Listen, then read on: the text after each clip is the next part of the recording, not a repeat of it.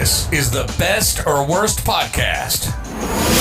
And now, here are your hosts, Koji Stephen Sakai and M. Martin Mapoma. Alrighty, welcome. This is Koji.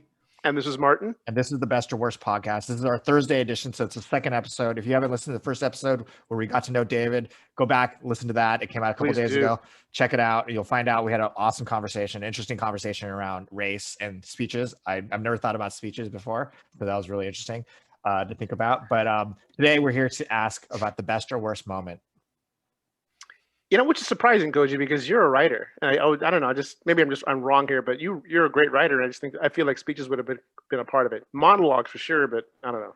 I mean, anyway. Sorry, I misspoke when I said I don't think about speeches. I don't think I always think about the people who give the speeches. I don't really think about the people who write the speeches. Just like most people, I'm a screenwriter, so most people don't think about the screenwriters. They think about the actors who are delivering the lines as if they wrote them. Like that's always makes me mad. I'm like, I thought they did. You think the actor could actually write that? Usually when the actor writes the line for me, I'm like, this is gonna be terrible. Only actually my last movie, the actor did a he's like, I'm gonna just write it. I'm like, oh no, but I don't want to say anything. And then he wrote it, and it was like the first time I'm like, wow, that was amazing. That's perfect. Because most people, most of the time, they just ruin it.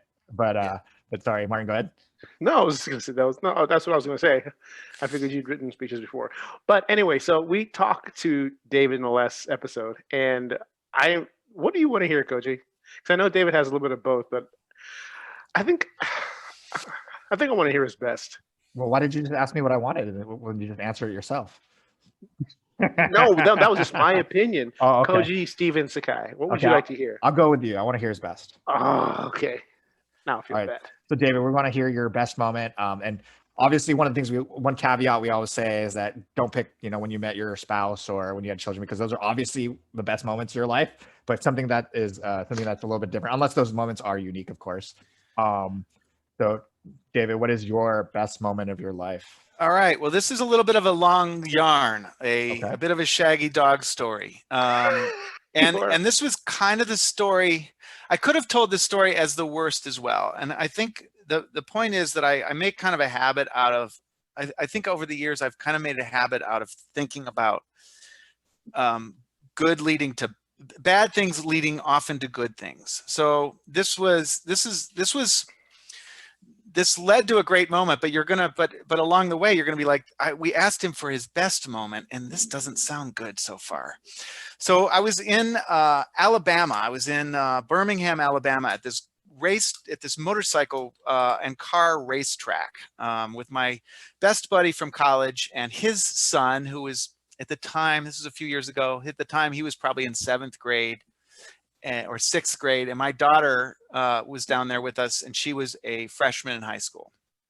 She didn't even know how to, and we were down there on, we'd driven down there together, but we were down there, it was a motorcycle race day. And so we were riding motorcycles around outside the track, just to get around. My daughter had a moped, I had a little dirt bike, little Owen Gillespie had a little small dirt bike, and my buddy Tom had a larger dirt bike, and we were just riding around this track. There were races going on the track, but we were just kind of hanging around at this motorcycle festival.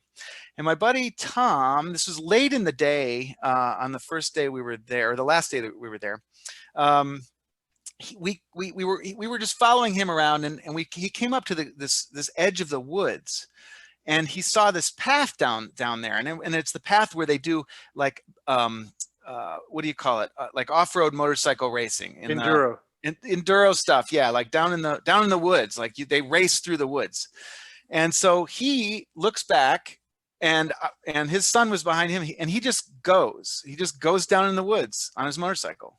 And we pull up, and I said, Owen, does your dad want us to follow him in there? And Owen's kind of like, I don't know.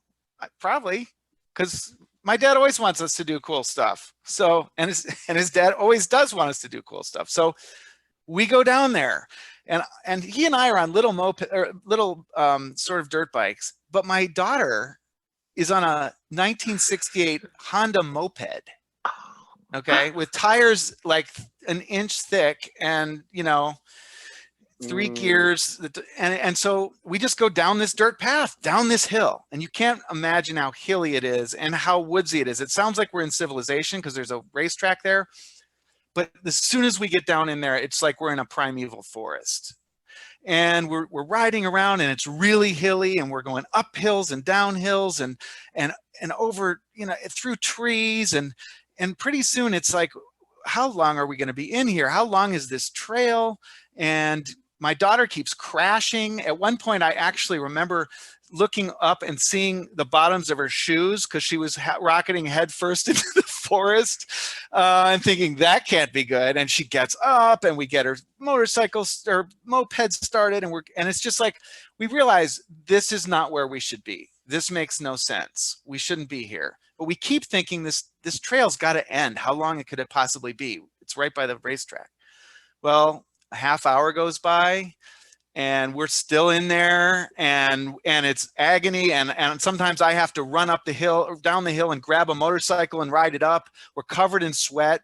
My daughter's bleeding because she's hit a couple trees. Ooh. She's broken the headlight of the moped. Little Owen's doing great. He's on his little machine and he's just going slow.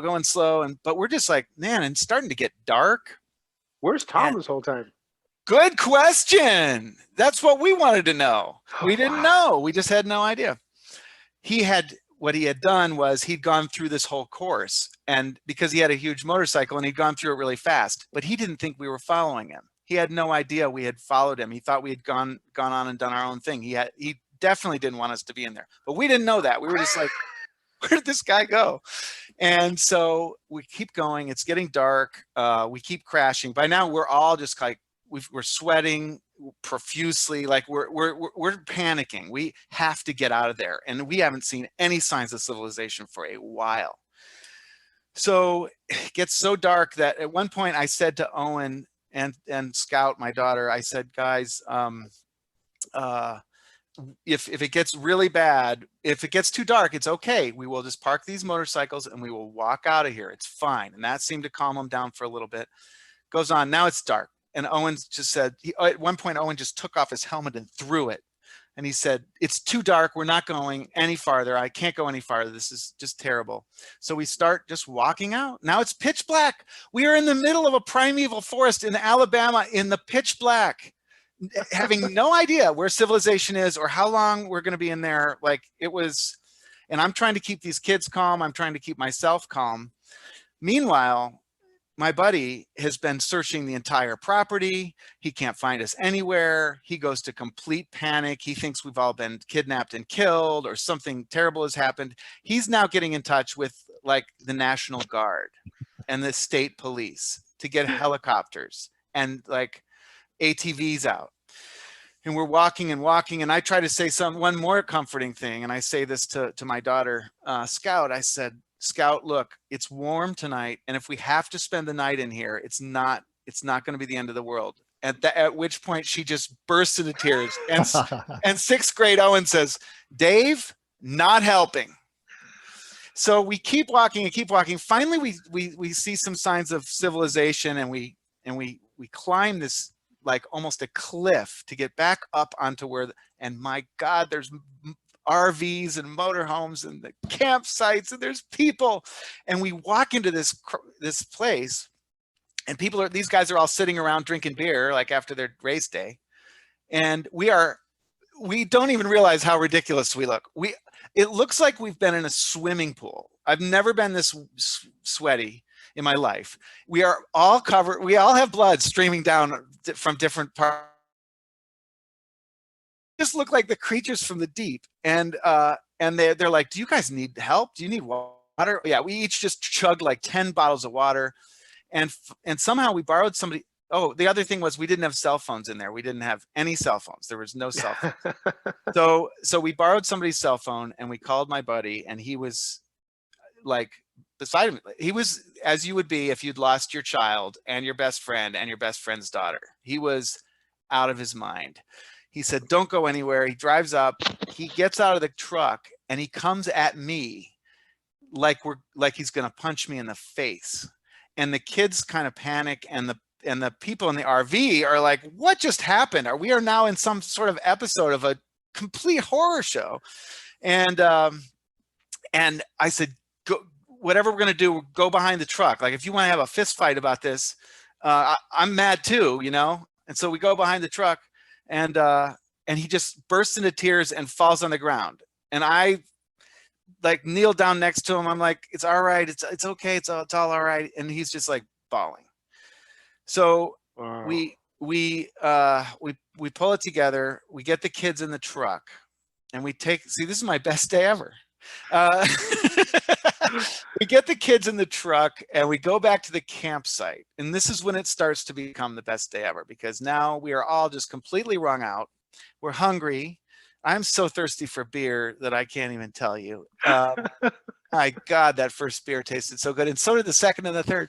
And we sat around making hot dogs and marshmallows and telling the story to each other and retelling it and telling it over again, and his side and our side, and me and the kids telling the story and what we had done and heroic things we'd done and moments. I mean, it was this epic thing that had happened to all of us.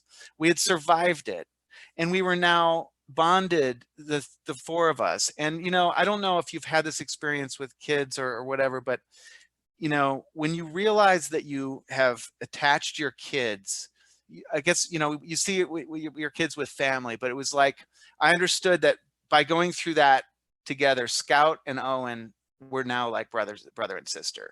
They had gone through some shit together, and they had gotten out the other side. And Tommy and I have been, you know, brothers forever. And so that was okay. But also Scout was bonded with Tommy. Like, the four of us went into that just trying to have a goof off weekend. And we came home from that a crew, man. That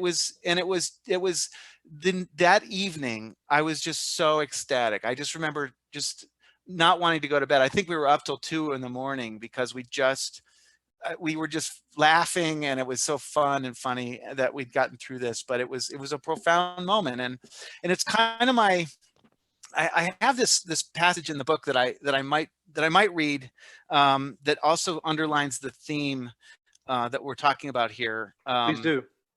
Because this was really the worst day of my life, and the way I think about turning terrible things into good things.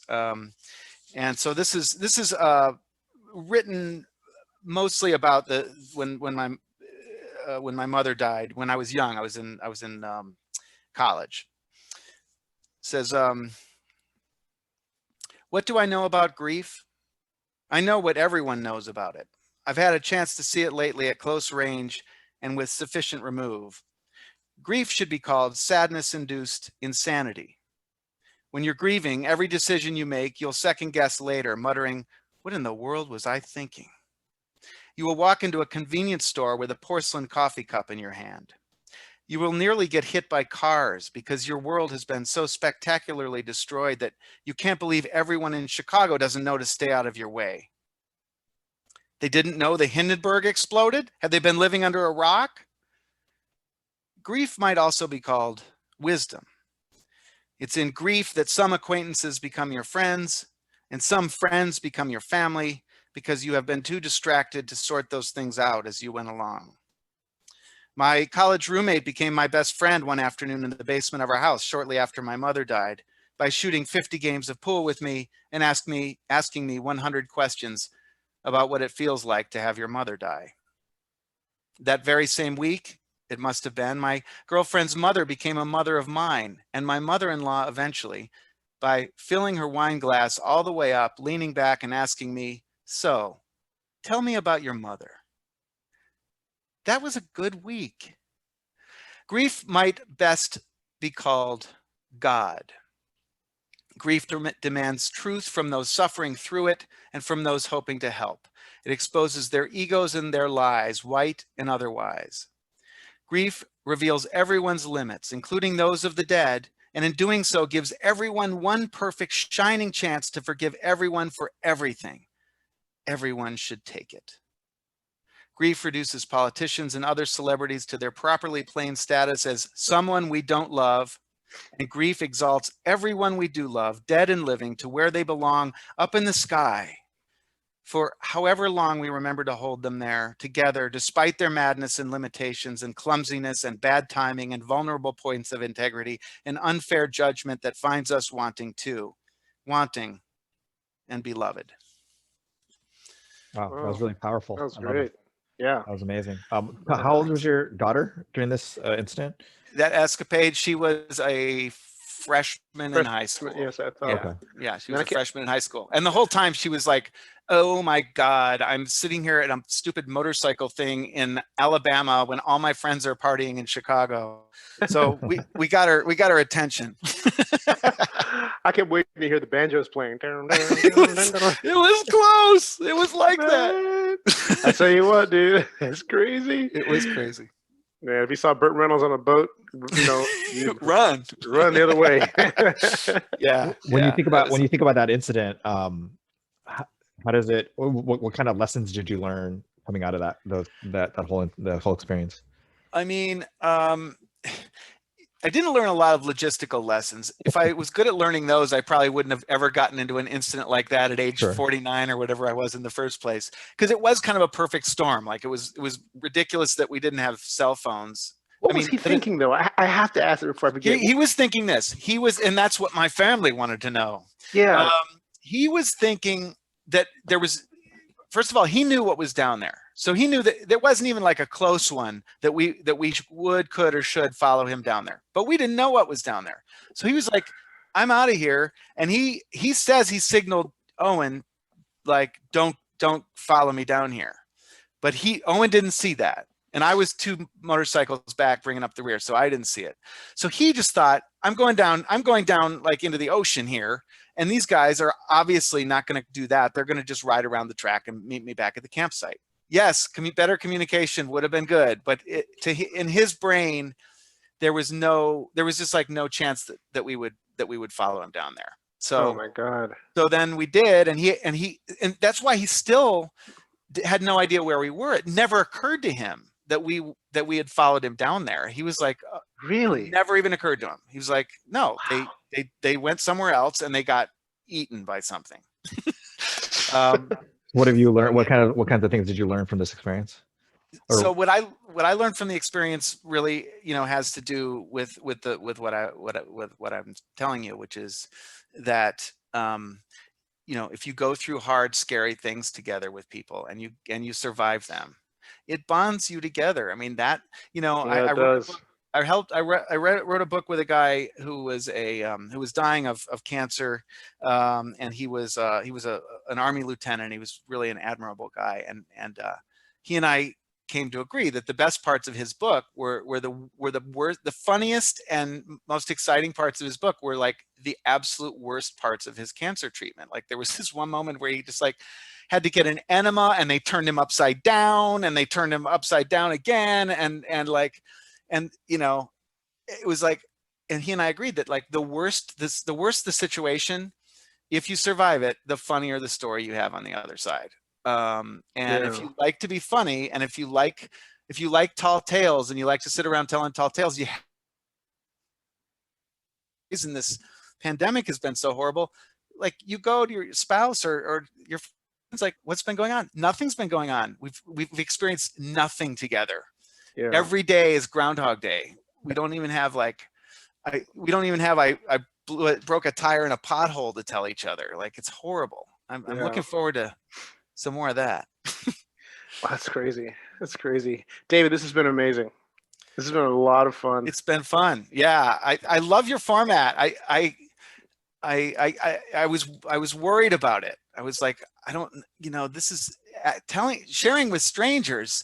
The best or worst day of your life is a vulnerable thing to do. And I don't know if that's the very best day of my life, but I will say that is one of the happiest feelings I've ever had. So. No, I get it, because I've kind of been in that situation when I was in Kentucky. Not nearly like that. I was fishing with some buddies of mine, and I'd been in the country maybe 2 years at the most. I was in college at a small school in Campbellsville, Kentucky, and which was not very friendly. Got lost fishing, trying to get back to my buddy's car, and thinking, oh my God, I'm never gonna I'm never gonna get out of here, and here I am with him, and they might let him go, but they might see me and Yeah. decide that they're gonna, strange fruit hanging from trees, Yeah, kind of a yeah, deal. yeah. And I was genuinely terrified. And I remember when we got out, it was for me, it was life changing in so many ways. Yeah. But so I can relate to the the trial by fire, so to speak. I Well, and really, really can. the older we get, the harder it is to have life-changing experiences, because we're just a little bit sort of we're sort of We've seen it all. steeled against it, and we sort of filter things differently. But that was one where I was just like, wow, this is real trouble here. And Yeah. so, That's like anyway. me. I was in a 6-month backpacking course, and it was we were on top of a mountain in North Cascades. Nobody's around anywhere, and we were. I was in a small group, and it was a snowstorm, blizzard, and so I went outside to go to the bathroom. I turn around to go back to the tent, and I can't find the tent. Oh. And I have none of my equipment. I'm not wearing real clothes, like good clothes, to be outside in this temperature. And I remember being like, "Fuck!" And I know I'm supposed to sit down and yell and just hope, but it was so windy that nobody would hear me. So I walked for a while, and luckily, I could have walked off a cliff because we were kind of in the mountains, but I walked past something that I recognized, and I was on the other side of camp. So I'd walked by my tent and all the other tents, and I realized that You were a blind person. Yeah. Yeah, and Wow. I just because I like stepped on something like a stick. I remember it was a stick that I stepped on earlier, and I'm like, oh, this is the same stick. I know exactly where I am, but without walking on that step, I would have been dead for sure, because You couldn't see anything? That's crazy. I mean, I was like, I'd walk like 3 feet from my tent to go to the bathroom. I should just went to the bathroom from the tent, but for whatever reason I didn't, and I turned around. We're in the tent at that point. My God. No. You wanted to get out of the tent for that, because No, but you felt in that moment, you felt what it was to be absolutely lost. And that's, that was, and I'm like a backpacking guy, so for me it was very humbling to be like, oh my God, like all the mistakes because I was search and rescue by that time too, and I remember thinking like all the times I make fun of people for moving when they're not supposed to be moving, when you're supposed to sit still. I was doing everything that I knew you're not supposed to do. Yeah. But I was like, I'm gonna find this place. I'm gonna find my tent. I'm gonna find these people.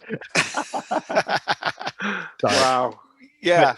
Cool. Can you remind us what the name of your book is again? Just so everyone- Yes. It's called An Effort to Understand Hearing One Another and Ourselves in a Nation Cracked in Half. Awesome. So everybody go out and buy it. Again, once again, it'll be in the show notes of this episode as well. So please check Yes, that it out. will. And thank you again, David, and thank you, Martin. And Thank you.